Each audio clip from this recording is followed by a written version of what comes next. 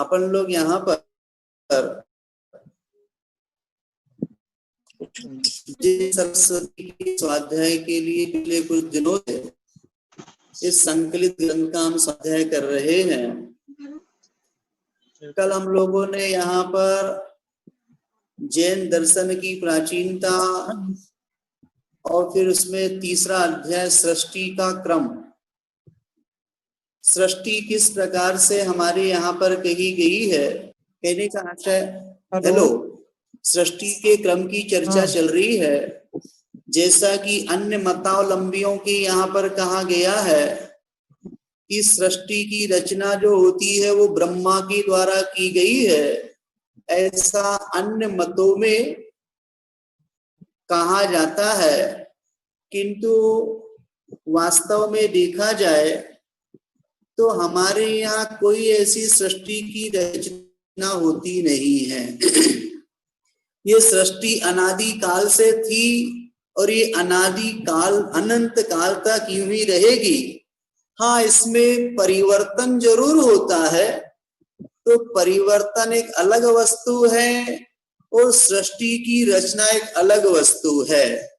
हम लोग इस अध्याय को पढ़ रहे हैं, इसमें सृष्टि के क्रम को बताया जा रहा है। कल अपन लोगों ने भरत ऐरावत क्षेत्र में सृष्टि किस प्रकार से क्रमिक रूप से परिवर्तित होती है, उसमें उत्सर्पणी और अवसर्पणी एक कल्प काल होते हैं। 20 कोड़ा कोड़ी सागर का एक कल्प काल होता है। और साथ में शंका की थी प्रीति बोबरा दहीसर से कि इसमें उत्सर्पणी पहले की अवसर्पणी, तो उत्सर्पणी हम पहले लेंगे और उत्सर्पणी जब बढ़ती है तो बाद में फिर क्रम घटने का आशा लगाना। तो ये उत्सर्पणी और अवसर्पणी की अपेक्षा से कल्प काल को 2 भागों में विभाजित किया। उसमें भी अपन लोगों ने एक एक उत्सर्पणी और एक अवसर्पणी को भी क्रम से 6 भागों में किस प्रकार वो परिवर्तित होती है। तो यहाँ पर भरत ऐरावत क्षेत्र में जो यहाँ पर हमेशा परिवर्तन होता है, तो वहां पर पहले दूसरे तीसरे 3 कालों में तो क्रम से उत्तम मध्यम और जघन्य भोग भूमि होती है। चतुर्थ काल में तीर्थंकर आदि की उत्पत्ति होती है। चौथे ही काल में ये महापुरुष होते हैं।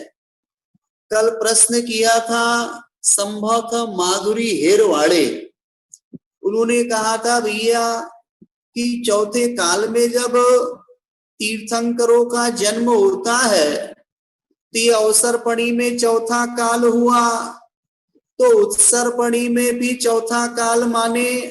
हाँ, उत्सर्पणी में भी चौथा ही माने। तो अब कैसे गिनती करें? तो ये तो आपके 4 5 अभी पंचम काल चल रहा दुक्मा भरत ऐरावत क्षेत्र में। छठवां आएगा दुस्मा दुस्मा या दुक्मा दुक्मा।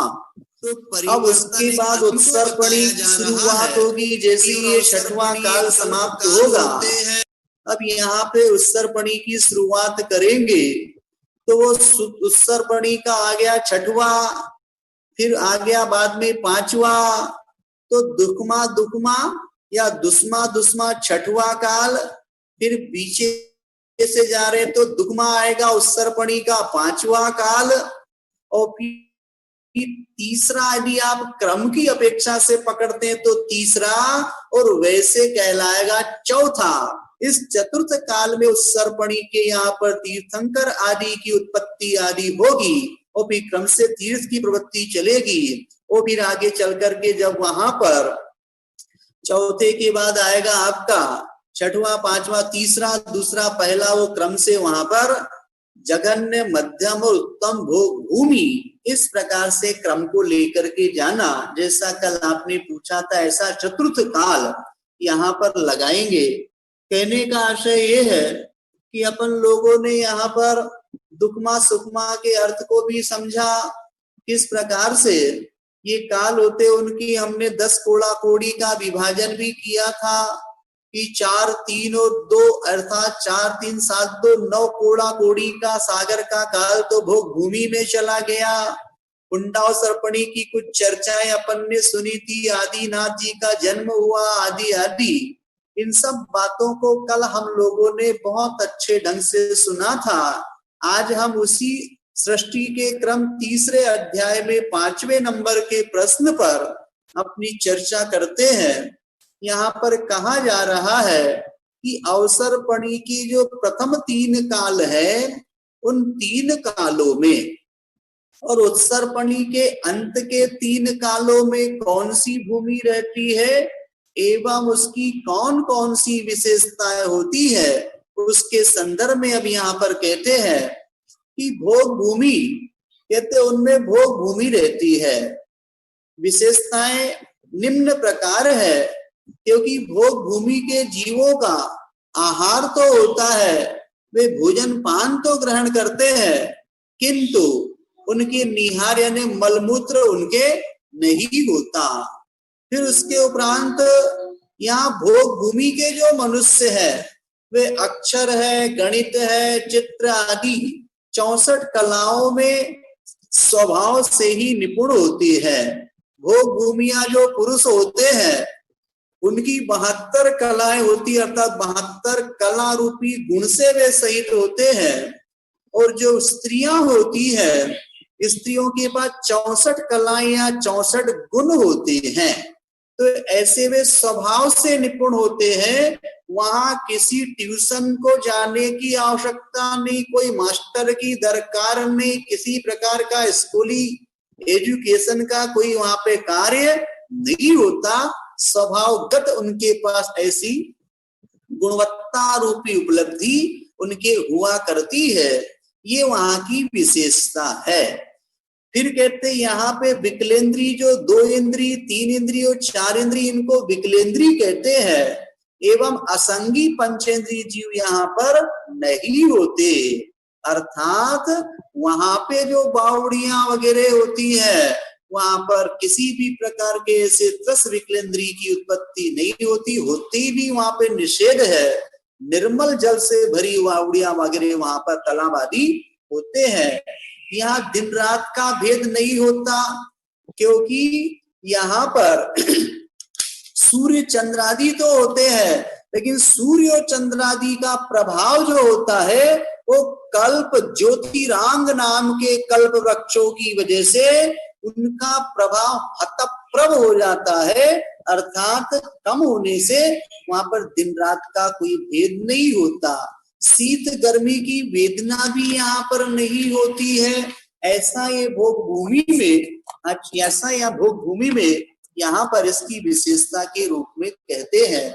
और भी कहते हैं यहाँ पर, यहाँ कहते हैं कि यहाँ पे सुंदर सुंदर जो नदियां हैं, कमलों से भरी हुई कई प्रकार की वापिकाएं हैं।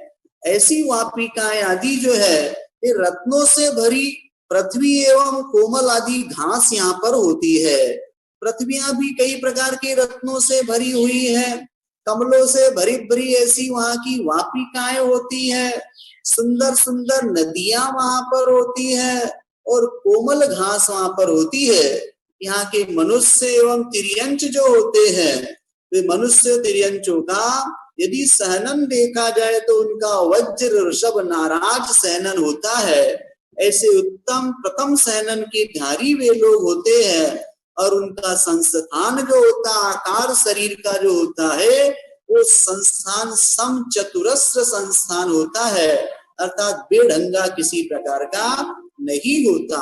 हमारा तो संस्थान थोड़ा सा खाने पीने अथवा कोई ऐसे आदि कुछ काम हो जाते हैं जिनसे अपने शरीर की स्थिति क्या हो जाती है, पेट बढ़ जाता है, तो किसी का कुछ बढ़ जाता है, तो लोग कहते भैया आप डाइटिंग करना है, या फिर डाइटिंग के साथ साथ कहते हैं कि अब ज्यादा अपने को दौड़ भाग घूमना फिरना आदि इन कामों को करना पड़ता। किंतु वहां पे प्रत्येक जीवों का संस्थान सम चतुरस्र होता है और साथ में वहां पर युगल संतान अर्थात बेटा और बेटी का जन्म युगलिया होता है। और इनके जन्म होते ही उनके जो पिता है वो पिता कहते हैं, वो उनके पिता को छींक आने से, और माता जो होती है माता को जम्भाई आने से उनका मरण हो जाता है। ये दोनों ही युगलिया जो होते हैं ना अपने पिता के मुख को ना माता के मुख को देख पाते हैं, अर्थात इनका जन्म उनका मरण, किस प्रकार की वहां की जन्म मरण संबंधी तत्त जीवों की ऐसी व्यवस्था भोग भूमि में कही गई है। युगल संतान ही वास्तव में पति पत्नी के रूप में रहते हैं। यहाँ पर जो भाई और बहन के रूप में युगलिया जन्मे हैं, अब वे ही आगे चल करके पति और पत्नी के रूप में निर्वाह करते हैं, जिन्हें वे आपस में एक दूसरे के लिए संबोधन करते हैं। तो आर्य और आर्या पुरुष यदि होंगे तो पुरुष अपनी स्त्री को आर्या के नाम से पुकारते हैं, और स्त्री जो होती है स्त्री अपने पुरुष के लिए वो आर्य, हे आर्य बोल करके उन्हें संबोधन करके अपने जीवन व्यवहार का कार्य वहां संपन्न करते हैं। मृत्यु के बाद में उनका शरीर जो होता है वो कपूर की भांति उड़ जाता है। जैसे कपूर को आप रख दीजिए, जैसे वो उड़ जाता, उसी प्रकार उनका शरीर भी मृत्यु के बाद ऊपर उड़ जाता है। यहाँ पर नपुंसक वेद वाले नहीं होते, अर्थात दो ही वेद यहाँ पाए जाते, स्त्री और पुरुष वेद के रूप में। यहाँ पर भोग की सामग्री जो होती है वो कल्प वृक्षों के माध्यम से प्राप्त होती मिलती है। अर्थात ऐसा नहीं जैसे हम लोग कर्म भूमि में रहते हैं तो कर्म भूमि में रहने पर हमें यहाँ पे उद्यम करना पड़ता, परिश्रम करना पड़ता, खेती किसानी करना, व्यापार करना पड़ता, सेवा चाकरी करनी पड़ती है। फिर कहीं जाकर कुछ धनाधिक की उपलब्धि होकर के या वस्तु विनिमय पद्धति के माध्यम से जब हम जीवन जीते हैं कर्म भूमि में, ऐसा कर्म भूमि संबंधी व्यापार उद्योग सेवा आदि कार्य न होते हुए वहां मात्र कल्प वृक्ष है, कल्प वृक्षों के माध्यम से वे अपने जीवन का निर्वाह करते हैं। उन्हें जो चाहिए वो सब कल्प वृक्ष उनके लिए सुलभ करा देते हैं। यहाँ के जो मनुष्य होते हैं उन मनुष्यों में यदि देखा जाए तो 9000 हाथियों के बराबर बल पाया जाता है। इस प्रकार से ये हमारे लिए ग्रंथों, तिलोपन्नति आदि ग्रंथों में वो भूमि संबंधी हमें जानकारियां विशेष रूप से प्राप्त होती हैं, और भी वहां से अपन विशेष देख सकते हैं।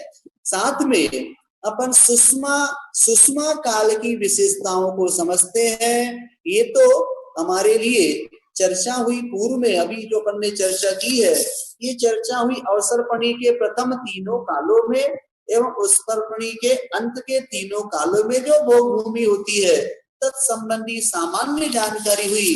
अब हम क्रम से चलते हैं। कौन सा क्रम? क्रम हमारा सुषमा जो अवसर्पणी काल है, उस अवसर्पणी काल का जो पहला काल है, जिस काल का नाम है सुकमा, अर्थात सुख की प्रचुरता जहां पर होती है वो भोग भूमि कहलाती है। ऐसी भोग भूमि, उस प्रथम उत्तम भोग भूमि की क्या विशेषता है उसके विषय में अपन यहाँ पर जानते हैं। यहाँ पर सुख ही सुख होता है, भोगों की प्रधानता यहाँ पर होती, भोग प्रधान काल हुआ करता है, इसलिए इसे उत्कृष्ट भोग भूमि ऐसा यहाँ पर कहा जाता है। साथ में इस काल में जन्मे जो युगल होते हैं उन युगल 21 दिनों में ये पूर्ण वृद्धि को प्राप्त हो जाते हैं। अर्थात यदि किसी का जन्म हुआ तो जन्म होने पर वे दोनों युगलियों को पूर्ण वृद्धि मेच्योर्ड होने के लिए 21 दिन का काल अपेक्षित होता है। उस 21 दिन के काल में वे अपने आप पूर्ण रूप से मैच्योर्ड हो जाते हैं। उसका भी एक क्रम है। उत्तम भोग भूमि में 21 दिन में कैसे उनके लिए वहां पर परिपक्वता आती है, तो कहते हैं कि सैया पर तो वो अंगूठा चूसते हुए 3 दिन तक रहता है। कौन? वो युगलिया। कौन? जिसने भोग उत्तम भोग भूमि में जन्म लिया, 3 दिन तक अंगूठा चूसते रहता है। फिर उसके उपरांत 3 दिन तक वो बैठने की क्रिया, उसकी बैठक होती है। जैसे बच्चा बैठ लेता है ना, पहले तो बैठ नहीं पाता, फिर उसके बाद बैठना सीखता तो 3 दिन तक बैठने की उसकी स्थिति बनती है। फिर उसके उपरांत 3 दिन तक उसका जो गमन होता है वो अस्थिर गमन होता है, मतलब चलता तो है किंतु स्थिरता रूप से न चलने से, जैसे बच्चे शुरुआत में लड़खड़ाहट होती है, उनको चलने में डगमग डगमग उनके पांव होते हैं, वैसे ही 3 दिन में वह अस्थिर गमन होता है। 3 दिन चूसना अंगूठा सैया पर, 3 दिन बैठना 6 दिन, 3 दिन में अस्थिर गमन 9 दिन हुए, और फिर 3 दिन तक के बाद में फिर स्थिर गमन की उसकी स्थिति बनती है। अब जो चल रहा है वो व्यवस्थित रूप से चल पाता है। तो इस प्रकार 12 दिन हो गए, और फिर साथ में 3 दिनों में उसे कला गुण आदि की स्वभावगत प्राप्ति हो जाती है। पुरुषों को 72 कला, स्त्रियों को 64 कला रूपी गुण की प्राप्ति हो जाती है। 15 दिन हो गए, और 3 दिन में वो तरुणाई को प्राप्त हो जाता, अर्थात अब यहाँ 18वें दिन में क्या हो गया, तरुण युवा हो गया।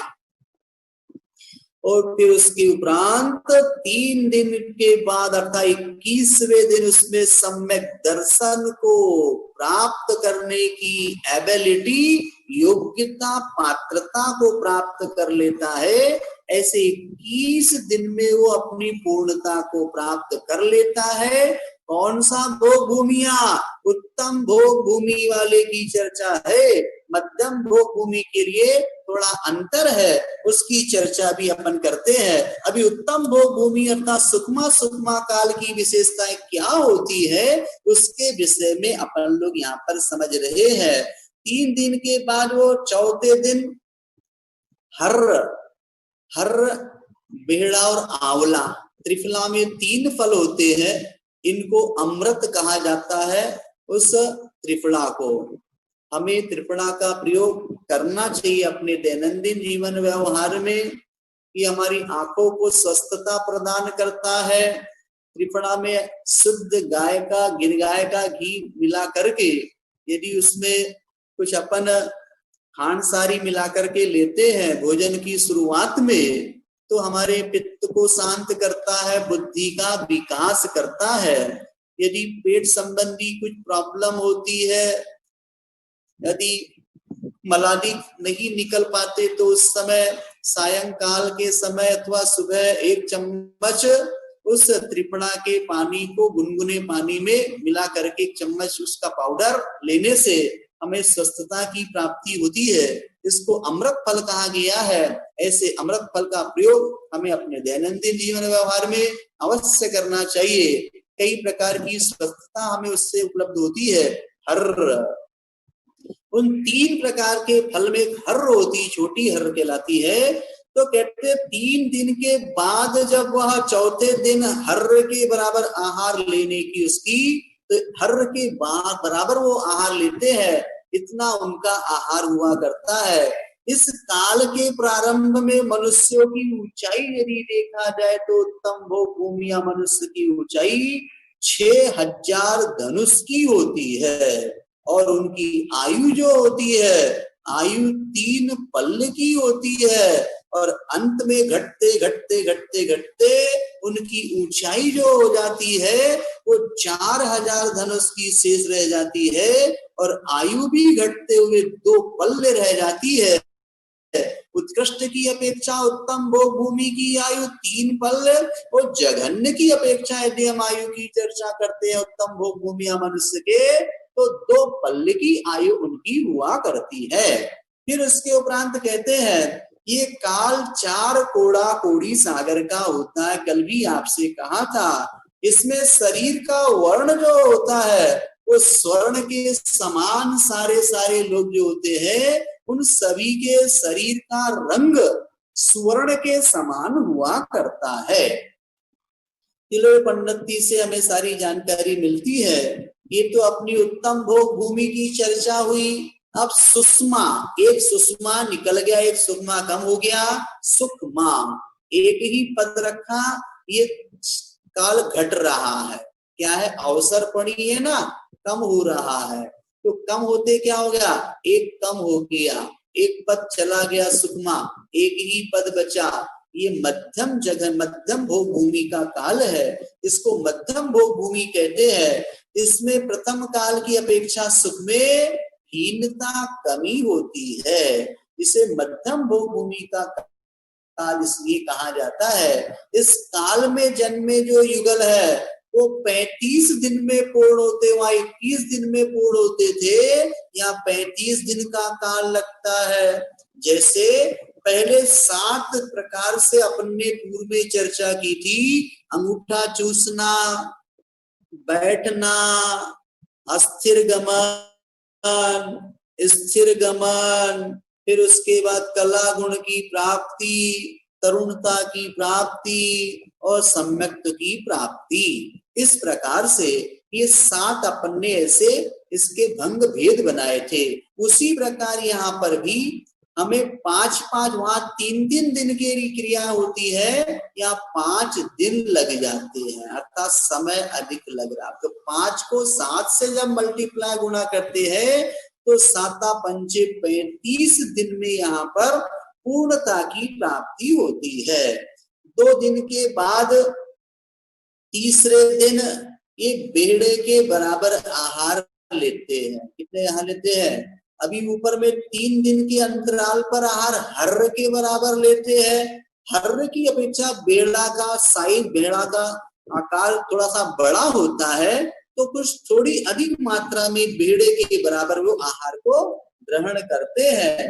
अभी 3 दिन बाद लेते थे, अब भूख क्या होगी? 2 दिन में लेते। मध्यम जघन्य भोग, मध्यम भोग भूमि का काल है। इस काल के प्रारंभ में मनुष्यों की ऊंचाई 4000 धनुष की होती है और आयु उत्कृष्ट 2 पल्ले की होती है। और जब ये काल घटते घटते घटते घटते घटते जब घट जाता है तो यहाँ पर अंत में मात्र 2000 धनुष की इनकी अवगाहना शरीर की रहती है और आयु 1 पल्ले की जघन्य इनकी रह जाती है मध्यम भोग भूमि के जीवों की। ये काल 3 कोड़ा कोड़ी सागर का है। ऊपर वाला 4 कोड़ा कोड़ी का उभय उत्तम भोग भूमि 4 कोड़ा कोड़ी, मध्यम 3 कोड़ा कोड़ी सागर, और फिर इसमें शरीर का वर्ण श्वेत वर्ण अर्थात सफेद शुक्ल रंग के वर्ण वाले सारे भोग भूमिया जीव होते हैं। फिर तीसरा काल आ रहा है अवसर्पणी का, पहला, दूसरा, तीसरा जघन्य भोग भूमि। तो कहते द्वितीय काल की अपेक्षा अर्थात जघन्य भोग भूमि की अपेक्षा यहाँ पे और सुख की हीनता हो गई। अभी तो क्या था? सुखमा था, अब सुखमा दुखमा, अर्थात सुख के बाद जैसे जैसे काल कम कम होगा, बढ़ घटता जाएगा, दुख आने शुरू हो जाएंगे, इसलिए सुखमा दुखमा, ऐसा यहाँ पर अर्थ समझना। इस प्रकार से यहाँ पर हीनता आती जाती है सुखादि में, इसे जघन्य भोग भूमि का काल ऐसा कहते हैं। इस काल में जन्मे जो युगल होते हैं उनकी परिपूर्णता 49 दिन में होती है। जैसे ऊपर जघन्य भोग भूमि 21 दिन, मध्यम में 35 दिन और जघन्य में यहाँ पर 49 दिन। उत्तम मध्यम जघन्य, वहां 3-3 दिनों में 7 भंग बनाए थे, मध्यम भोग में 5-5 दिन के बनाए, और फिर जघन्य भोग भूमि में 7-7 दिन के, ऐसी 7 स्थितियां होती हैं। 7 को 7 से साथी 49, ऐसे 49 दिनों में वे अपनी संपूर्ण परिपक्वता अर्थात पूर्णता को प्राप्त कर लेते हैं। ऐसा ये जघन्य भोग भूमि में इस प्रकार की व्यवस्था है। और एक दिन के बाद दूसरे दिन आंवले के बराबर आंवला, और उससे बड़ा होता हर से बड़ा बेड़ा, और बेड़े से और थोड़ा बड़ा आंवला। तो एक दिन के अंतराल पर आहार वे ग्रहण करते हैं, अर्थात एक दिन के जैसे दूसरा दिन हुआ उस समय आंवले के बराबर उनके भोजन पान हुआ करता है। इस काल के प्रारंभ में मनुष्यों की जो ऊंचाई है वो 2000 धनुष की होती है और आयु 1 पल्ले की उत्कृष्ट होती है। और जैसे जैसे काल घटते जाता, कम कम हीन होते जाता है, वैसे वैसे उनकी ऊंचाई जो है वो 500 धनुष की हो जाती है, और साथ में आयु जो है, आयु एक पूर्व कोटि की रह जाती है। ऐसा यहाँ पर समझना।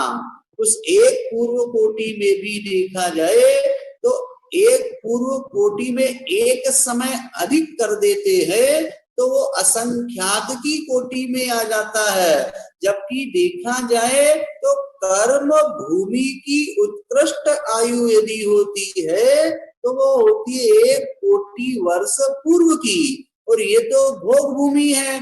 तो भोग भूमि और कर्म भूमि की आयु में यदि हमको अंतर डालना है तो ये संख्यात वर्ष की आयु कहलाती है 1 कोटि वर्ष पूर्व की, और वो भोग भूमियां संख्यात वर्ष की आयु वाले होते हैं। तो 1 कोटि वर्ष पूर्व एक समय यदि अधिक कर देते हैं तो वो जघन्य भोग भूमि की वो जघन्य आयु हो जाती है, वो असंख्यात वर्ष की कोटि में चली जाती है। इस प्रकार से यहाँ पर उनकी अवगाहना और उनकी आयु के घटने के क्रम को कहा जघन्य भोग भूमिया के। ये काल 2 कोड़ा कोड़ी सागर का होता है। इसमें रहने वाले जो जीव होते हैं उनके शरीर का वर्ण जो होता है वो नीले रंग के समान होते हैं। कैसे होते हैं? ब्लू। ऊपर कहा था जघन्य उत्तम भोग भूमि में सोने के समान, मध्यम में शुक्ल यानी सफेद वर्ण के, और जघन्य भोग भूमि में नीले रंग के होते हैं। ये 4, 3, 7 और 2 9 कोड़ा कोड़ी सागर का काल निकल गया भोग भूमि में। अब आ रही है कर्म भूमि की शुरुआत होती है। ये चौथा काल अब यहाँ पर होता है। इसकी विशेषताओं को अपन समझते हैं। दुष्मा सुषमा इसका नाम है। ये काल अधिक दुख एवं अल्प सुख वाला होता है। सुख कितने हैं? सुख तो कम है किंतु दुखों की प्रचुरता होती है। चतुर्थ काल है। इस काल के प्रारंभ से ही कर्म भूमि का प्रारंभ हो जाता है। कल्प वृक्षों की समाप्ति होने से अब जीवन के लिए षट कर्म प्रारंभ हो जाते। अब तक तो भोग भूमि में कल्प वृक्षों के माध्यम से क्या करते थे? अपनी भोजन पान की सारी सुविधाएं जुटा लेते थे। लेकिन अब यहाँ पर उनको कल्प वृक्ष नहीं है, कल्प वृक्ष समाप्त हो गए। आप लोगों ने नाटक देखा, पंच कल्याणक प्रतिष्ठा में देखा होगा, जिस समय आदि प्रभु आदि ब्रह्मा वहां पर गृहस्थ आश्रम में रहते हुए राज की कार्यों को संपन्न करते थे। तो वहां पर सारे वो जघन्य भोग भूमि में उनका जन्म हुआ। पल्ले का जब 8वां हिस्सा शेष रह गया था तो उस समय वहां की प्रजा दौड़ी दौड़ी राजा के पास में आई, हे राजन हमारे लिए तो भोजन पान की सुविधा बताइए, कल्प वृक्ष समाप्त हो गए, कैसे काम करे। तो उस समय अवधि ज्ञान के माध्यम से वे जानते हैं ऋषभदेव, और उनके लिए हसी मसी विद्या वाणिज्य शिल्प आदि षट कर्म का उपदेश दे करके उन्हें कहते अब ये भोग भूमि अवसान को प्राप्त हुई, समाप्त हो गई है। अब हमें कर्म भूमि आ गई। अब कर्म करोगे तो ही तुमको लाभ मिलेगा। बिना कर्म किए अब कुछ भी उपलब्धि नहीं होगी। जितने जैसे कर्म तुम करोगे अब वैसी प्राप्तियां तुम्हारे लिए होंगी। इसलिए हे आत्मन अब तुम्हें कर्म करना है। तो ये कर्म भूमि का प्रारंभ हो गया। जीवन यापन करने के षट कर्म करने होते हैं। हम भी अपने दैनंदिन जीवन व्यवहार में क्या करते हैं? अपन कर्म करते, दुकानदारी चलाते हैं। कोई डॉक्टर है तो डॉक्टरी का कार्य करता है, कोई वकील है तो वकीली का कार्य करता है, कोई पुलिस वाला है अपनी पुलिस में जाकर के सेवाएं दे करके धनोपार्जन करते हैं। तो ये हमारे लिए कार्य सत्कर्म बताए गए हैं। उन सत्कर्मों के माध्यम से हम जीवन यापन करते हैं, और जितना अधिक हम करते हैं उतना अधिक हम पाते हैं। असी मसी कृषि विद्या वाणिज्य शिल्प आदि जो कर्म है ये हमारे जीवन निर्वाह के कर्म भूमि में साधन है, जिनका प्रयोग हम लोग कर रहे हैं। और अपने जीवन को संचालित करते हैं। सलाका पुरुषों एवं महापुरुषों का जन्म एवं मोक्ष भी इसी काल में होता है, जिसका नाम है दुष्मा सुषमा चौथा काल। चतुर्थ काल में जन्मा, पंचम काल में तो मोक्ष को प्राप्त कर सकता है, विशेषता ध्यान रखना, किंतु पंचम काल में जन्मा हुआ पंचम काल में कभी भी मोक्ष को प्राप्त नहीं कर सकता। ये यहाँ की विशेषता आप अच्छे से समझना। जैसे अवसरपणी के चौथे काल में महापुरुषों का जन्म हुआ, मुक्ति की प्राप्ति होती है, तीर्थंकर आदि विचरण करते हैं, उसी प्रकार उत्सर्पणी के भी चतुर्थ काल में ही महापुरुषों का जन्म होता है, तीर्थंकर विचरण करते, मोक्ष की प्राप्ति होती है। अभी शुरुआत में बताया था आपके लिए कि छठवां काल जैसे ही ये समाप्त होगा आपका अवसरपणी का, पुनः वो छठवां काल आएगा जो उत्सर्पणी का कहलाएगा। उसके बाद 21,000 बीतने पर दूसरा 21,000 काल का 21,000 वर्ष का काल आएगा, दुखमा नाम का उत्सर्पणी का, वो पांचवा कहलाएगा। और फिर पांचवे के बाद फिर जो चौथा काल चतुर्थ काल आएगा उत्सर्पणी का, वो कहलाएगा आपका 42,000 वर्ष कम, 1,00,00,000 वर्ष का जो उत्कृष्ट काल कहा है, उसमें चतुर्थ काल में उत्सर्पणी के चतुर्थ काल अवसर्पणी में तीर्थंकरों की उत्पत्ति, महापुरुषों की उत्पत्ति, मोक्ष की प्राप्ति आदि सारे सारे कार्य वहां पर संपन्न होंगे। तो दोनों ही कालों में इस प्रकार से चौथा काल इस प्रकार आप समझना। फिर कहने का आशय यहाँ पर यह है कि युगल संतान के जन्म का यहाँ पर नियम नहीं है भैया। या माता पिता के द्वारा बच्चों का पालन पोषण किया जाता है, ये कार्य भी यहाँ पर प्रारंभ हो जाता है कर्म भूमि में। हम स्वयं ही अनुभूत है, आप लोगों के घर में अपने बच्चे अपनी संतानें हैं, हमने जन्म दिया तो जन्म देने के हम उनका लालन पालन पोषण करते हैं, वे बच्चे हमारे साथ उठते बैठते खाते खेलते हैं, हम उनके साथ और वे हमारे साथ, किंतु भोग भूमिया में बच्चों को माता पिता का मुख भी देखने नहीं मिलता, उनके माता पिता की मृत्यु होती है और इनका जन्म होता है। किंतु यहाँ कर्म भूमि में हम लोग एक कुटुंब और परिवार के साथ रहते हैं, इस प्रकार से यहाँ पर समझना। और भी यहाँ पे कहते हैं इस काल के मनुष्य प्रतिदिन आहार करते हैं, हमको हमेशा प्रतिदिन क्या, आप तो अपने को दिन में 2 बार डायबिटीज हो जाए तो डॉक्टर कहता है थोड़ा थोड़ा दिन में कितने बार खाना, आप लोग जानते हैं।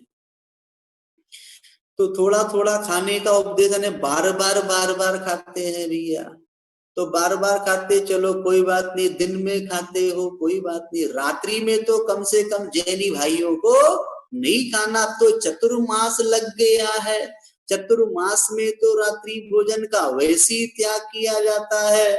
और हमारे यहाँ तो ठीक है जैनियों की बात, अन्य धर्मों में, वैष्णव धर्म में कहा गया है, शिव पुराण मार्कंडेय आदि पुराण में, कि प्रथमम रात्रि भोजनाम कहते हैं कि 4 नरक द्वानाम, कहते नरक के 4 द्वारों में पहला है रात्रि भोजन। ऐसे उस रात्रि भोजन को यदि हम करते हैं तो हमारे लिए नरक की प्राप्ति होती है। ये जैनियों की यहाँ की बात नहीं कर रहा, मैं तो अन्य धर्म की बात कर रहा, उनके यहाँ रात्रि भोजन के लिए नरक की उपलब्धि कही है, तो जैनियों के यहाँ तो अवश्य कही है। किंतु न तो हम जैन धर्म को मानते हैं अच्छे से और न ही वहां दूसरे धर्म को मानते हैं बुरे ढंग से। कहने का आशय ये है कि अपनी परिणति तो हम थाली के ऐसे बैंगन है कि इधर घूम जाए थाली तो उधर घूम जाते हैं, और वो बैगन इधर चले जाए तो इधर हो जाते। अपनी दशा ऐसी ही है, गंगा गैसो गंगादास और जमुना गैसो जमुनादास। हमें कम से कम इतना ध्यान रखना चाहिए कि रात्रि भोजन चतुर्मास हमारा शुरू हो गया है, अभी 4 महीने रात्रि भोजन का त्याग करके फिर आगे उसको अपन रिन्यू करेंगे, तो रिन्यू करके फिर बढ़ाते एक दिन हमारे लिए रात्रि भोजन पूर्ण रूप से छूट जाएगा और हम जैनी की कोटि में आ जाएंगे। आप कह सकते गर्व के साथ, हाँ मैं जैन हूं। क्या हूं। और यदि रात्रि भोजन का त्याग नहीं है तो जैन शब्द को अपने बाजू से निकाल दो, अपना नाम चलने दो, जैसा चल रहा है सो चलने दो। कहने का आशय यहाँ पर यह है कि यहाँ पर इस प्रकार से प्रतिदिन आहार पान ग्रहण करते, किंतु भोग भूमि में वहां 3 दिन 2 दिन 1 दिन के अंतराल पर भोजन पान ग्रहण किया करते थे। अब यहाँ की दशा भी अपनी बिगड़ गई। अपन तो बार बार भोजन करते, कम से कम अपने को भोजन पान पर लगाम लगाना चाहिए। अन्न कितने बार खाना, दूध पानी लिक्विड कितने बार लेना, औषधि कितने, उसका भी हमको प्रमाण करना चाहिए। यही प्रमाणता, यही हमारी व्रतों की ओर उन्मुखता, यही छोटे छोटे नियम हमारी मनुष्य पर्याय को सार्थक करते हैं। हम जो मनुष्य बने हुए हैं तो मनुष्य मात्र जन्म लेकर के जिंदगी जी करके मर जाने का नाम मनुष्य पना नहीं है, अपितु मनुष्य पना जन्म लेने के बाद जिंदगी को जीना ऐसा है जिसके माध्यम से आपका मरण सुधर जावे। उसका नाम जन्म लेना है, उसका नाम मनुष्य पर्याय है। थोड़ा तो अपनी मनुष्य पर्याय की ओर हमको ध्यान देना चाहिए। हम कौन है, क्या कर रहे हैं, इसका फल हमको क्या मिलेगा, इन बातों पर भी थोड़ा सा हमें जरूर विचार करना चाहिए। इस काल के प्रारंभ में मनुष्यों की ऊंचाई जो होती है अवगाहना 500 धनुष की होती है। कर्म भूमि में शुरुआत हो गई है। चौथे काल में उत्कृष्ट ऊंचाई 500 धनुष की एवं आयु जो होती है वो एक पूर्व कोटि की आयु होती है। एवं अंत में एक घटते घटते घटते घटते ऊंचाई मात्र 7 हाथ की रह जाती है और आयु 120 वर्ष की रह जाती है।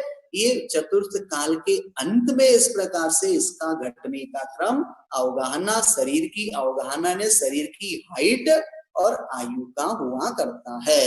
ये काल जो है ये 42,000 वर्ष का एक कोड़ा कोड़ी सागर का चतुर्थ काल होता है। इसमें 5 वर्ण वाले मनुष्य होते हैं, 5 रंग वाले वर्ण पाए जाते हैं। दिखते हैं, गोरे हैं, काले हैं, सफेद हैं, पीले हैं, नीले हैं आदि ऐसे रंग वाले पाए जाते हैं। इसमें 6 सहनन एवं 6 संस्थान वाले मनुष्य एवं तिर्यंच होते हैं।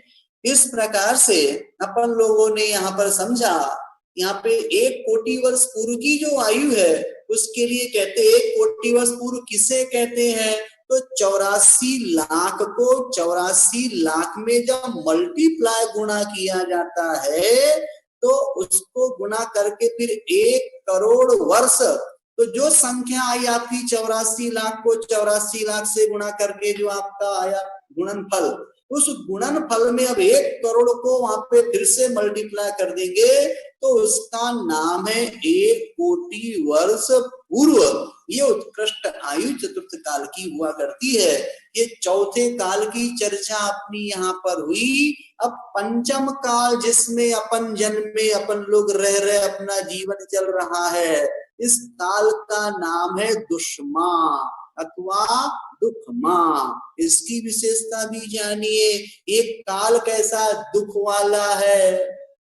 हम सुख खोज रहे हैं, क्या कर रहे हैं, हम सुख खोज रहे हैं, तो दुख जिसका नाम ही दुखमा काल है वहां सुख की प्राप्ति कैसे हो सकती है। इसलिए इस बात को अच्छे से गांठ बांध लेना ये पढ़ते समय। पंचम काल में दुखमा काल, इसमें दुख ही दुख है। हम यहाँ पर सुख की उपलब्धि के लिए प्रयास कर रहे हैं, वो हमारे द्वारा किया जाने वाला प्रयास असफल ही होगा क्योंकि नाम ही इसका दुखमा है। इस काल में मनुष्य की बुद्धि मंद बुद्धि वाले होते हैं। इस काल के मनुष्य अनेक बार यानी न एक इति अनेक अर्थात 2 बार को भी अनेक कहा जा सकते हैं। कहते हैं मतलब एक को छोड़ करके यदि 2 बार भी यदि भोजन कर रहे हो अनेक की कोटि में आ जाता है। इसलिए इस विवक्षा में यहाँ के लोग अनेक बार भोजन करते हैं। इस काल के प्रारंभ में मनुष्यों की ऊंचाई जो होती है वो 7 हाथ की होती है उत्कृष्ट की अपेक्षा, और साथ में आयु 120 वर्ष की उत्कृष्ट आयु पंचम काल में होती है। और साथ में यहाँ पर घटते घटते जब वो काल जब समाप्त होगा, 21,000 वर्ष का ये काल होता है। जैसे जैसे काल घटेगा, कम होगा, वैसे वैसे शरीर की अवगाहना पंचम काल के लास्ट जब 21,000 वर्ष का जो अंतिम समय काल आएगा, उस समय वहां के शरीर की अवगाहना मात्र 3 हाथ या 3.5 हाथ रह जाएगी और आयु घटते घटते घटते घटते 20 वर्ष वहां पर रह जाएगी। अभी अपन लोगों की मध्यम आयु में अपन लोग जीवन जी रहे हैं। न 120 उत्कृष्ट हमारी है और न ही जघन्य 20 है। हम बीच वाली मध्यम आयु के साथ जीवन जी रहे हैं। किंतु जैसे जैसे काल व्यतीत होगा, वैसे वैसे शरीर की अवगाहना, हाइट भी कम होगी और हमारी आयु भी कम कम कम होती जाएगी। ये काल जो है, इस काल में 5 वर्ण वाले होते, किंतु कांति से हीन युक्त शरीर वाले होते, अर्थात इतना वहां पर कांति नहीं होगी। फिर भी अपन लोग अपने आप को कहते हैं कि नहीं, हमारे तो कांति है। कांति नहीं, पंचम काल दुखमा। यहाँ पर तो सब घटने वाला क्रम है। अंतिम 3 सहननधारी मनुष्य एवं तिर्यंच होते हैं। यहाँ पर अंत के 3 सहनन होते हैं, अर्थात उत्कृष्ट ऊपर के उत्तम 3 ऐसे सहनन नहीं होते। घटते क्रम वाले, नीचे वाले 3 सहनन की धारी मनुष्य और तिर्यंच यहाँ पर होते हैं। असंप्राप्त सपाटी का सहनन, उसके उपरांत कीलक सहनन और अर्ध नाराज सहनन, ऐसे 3 सहनन वाले मनुष्य एवं तिर्यंच होते हैं। 500 वर्ष के बाद एक उपकलकी राजा, वो 1000 वर्ष के बाद एक कलकी राजा उत्पन्न होता है। उपकलकी और कलकी के विषय में आता है कि ये लोग बहुत धर्म के विरोधी होते हैं, धर्म का विध्वंस करते हैं। इसलिए धर्म विध्वंसी होने से उनको कलकी कहा जाता है। तो 500 वर्ष में एक उपकलकी होगा और 1000 वर्ष के बाद एक कलकी राजा होता है। 21वां अंतिम कलकी राजा जल मंथन, मुनिराज से टैक्स मांगेंगे, पर मुनिराज उनको क्या देवे? मुनिराज के पास तो कुछ रहता नहीं देने के लिए, वो तो स्वयं ही निर्ग्रंथ पीतरागी संत होते हैं। किसी भी प्रकार का कोई भी परिग्रह उनके पास नहीं होता। वो मुनिराज से टैक्स मांगेंगे। राजा कहता है कि प्रथम ग्रास ही दीजिए। आहार करने गए ना, तो राजा टैक्स मांगेगा महाराज से। ठीक है, आप धन नहीं दे सकते, ये जो आप भोजन पान ग्रहण कर रहे हैं, ये ग्रास पहला हमको टैक्स के रूप में दीजिए। बस इतना सुनते ही मुनिराज वहां पर पिंड हरण नाम का उनका जो अंतराय, 32 अंतरायों को टाल करके जो आहार ग्रहण करते हैं, ऐसे मुनिराज हम भी जब सिद्धों की आराधना करते हैं, तो सिद्धों की आराधना करते तो सिद्ध शुरुआत के पहले 8 दिनों में हम सम्मत नानादि ऐसे 8 अर्घों को समर्पित करते हैं। फिर उसके उपरांत दूसरे दिन 16 कारण आदि को लेकर के 16 अर्घ समर्पित कर देते हैं। और जब तीसरी पूजा होती है, उसमें 32 अंतरायों से रहित ऐसे परमात्मा उन सिद्धों का गुणानुवाद करते, तो 32 अंतरायों में एक अंतराय पिंड हरण नाम का है। जब राजा इस प्रकार ग्रास को टैक्स के रूप में मांगेगा, तो उस समय मुनिराज वहां पर अंतराय करके वापिस आ जाते हैं। वे अवधि ज्ञान से ये जान लेते हैं कि अब पंचम काल का अंत आ गया। और उस समय 3 दिन की आयु शेष रहती है। वे चारों के चारों उनका जो संघ है, जिसमें वीरांगज मुनिराज, सर्वश्री नाम की आरिका और अग्निल नाम का श्रावक, और साथ में पंगुश्री नाम की श्राविका, ऐसे मुनि आरिका श्रावक श्राविका चतुर्विध संघ कहलाता है। ये संलेखना को ग्रहण कर लेते हैं और कार्तिक कृष्ण अमावस्या को प्रातः काल, कार्तिक कृष्ण अमावस्या भगवान महावीर स्वामी को निर्वाण हुआ था। उस तिथि पर क्या कहते, प्रातः का शरीर का त्याग करके स्वधर्म स्वर्ग में वे देव होते हैं। और मध्याह्न में क्या होता है, वो तो देव चले गए प्रातः काल स्वर्ग को त्याग करके। अब मध्याह्न काल में दोपहर जब होती है, उस समय असुर कुमार देव, वो धर्मद्रोही जो कल्की राजा था, जिसने मुनिराज से टैक्स के रूप में प्रथम ग्रास ग्रहण किया था, अब उसको मार करके समाप्त कर देता है। और सूर्यास्त के समय अग्नि भी नष्ट हो जाती है। अब अग्नि नहीं रहेगी। इस पंचम काल के अंत में इस प्रकार की घटना घटेगी। अभी अपने को बहुत टाइम है, उस समय बड़ा उपद्रव होगा। अपन बहुत पुण्यवान है कि कम से कम अपन बीच में जन्मे हैं। कुछ धर्म की चार बातें सुनने समझने को मिल रही है, कुछ धर्म की बात को जीवन में ग्रहण करने की योग्य बुद्धि हमारे पास में है। और हम इस प्रकार से धर्म के साथ जीवन जीने के लिए यदि कृत संकल्प है, तो समझना कि इस पंचम काल में तुमने जन्मने के बाद भी तुम्हें विशेष लाभ की प्राप्ति हो रही है। नहीं तो यदि अंत में जन्म होता तो उस समय अपनी स्थिति क्या होती, तो ऐसी दशा हो सकती थी। इस प्रकार ये पंचम काल का अंत हो जाता, अग्नि समाप्त हो जाती है। प्रत्येक कल्की के समय में एक अवधि ज्ञानी मुनि नियम से होते हैं। इसको हमेशा ध्यान रखना। कल्की 1000 वर्ष बीतने के बाद होता है। 21,000 वर्ष का ये पंचम काल है। इसमें ऐसे 21 कल्की होंगे जो धर्म के विध्वंसक हुआ करेंगे। इस प्रकार ये पंचम काल की दुक्मा जिसका नाम है, अपनी चर्चा यहाँ समाप्त होती है। अब जो छठवां काल आएगा उसकी चर्चा अपन कल करेंगे। आज आप लोग के लिए नियम है कि आज आप भोजन मौन पूर्वक करें। कैसा करना है, बोलना नहीं है। तो संकेत करें क्या, संकेत यदि आप पहले से बता देवे तो आपकी वैसी व्यवस्था बन जाएगी। संकेत ना करें बहुत अच्छी बात, नहीं तो कम से कम थोड़ा ऐसा संकेत करें जिससे हमारे लिए विभत्सता ना लगे। इसलिए मौन पूर्वक भोजन करना है। आचार्य श्री की माला आप लोग प्रतिदिन आचार्य श्री के स्वास्थ्य लाभार्थ फेर रहे हैं, बहुत अच्छी बात है। मुझे रोज प्रतिक्रिया मिलती है। नागपुर से मंजू भाभी, उनका छोटा बेटा, उसका जन्मदिन था, कहते हैं वो बेटा और बेटी छोटे बच्चे जो है उन दोनों ने नमो का अपनी इन रिद्धि मंत्र की जाप की है।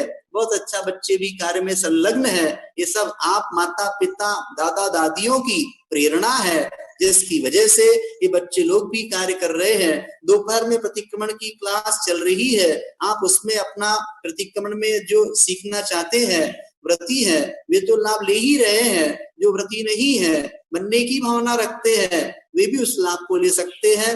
दोपहर में लिंक आपके पास आएगी 3:53 पर। इस प्रकार से यहाँ पर ध्यान देवे। और रात में सामायिक शिक्षा व्रत की चर्चा चल रही है। उस सामायिक शिक्षा व्रत में अब विशेष सामायिक की अलग अलग तरीकों के माध्यम से कैसे सामायिक करना, हमारी मनोवृत्तियों को किस प्रकार व्यवस्थित रखना, आदि आदि, इस पर भी अपनी चर्चा चलेगी। इन्हीं बातों के साथ मैं अपने शब्दों को विराम देता हूँ। आप लोग प्रतिदिन की भांति अटेंडेंस लगाएंगे, अपना नाम हिंदी में, साथ में शहर का नाम और मोबाइल नंबर लिख करके। आज हमने स्वाध्याय अटेंड किया, ग्रुप में आप इस प्रकार से भेजें। मैं अपने शब्दों को विराम देता हूँ। बोलिए आचार्य भगवंत गुरुवर विद्यासागर महामुनिराज की जय।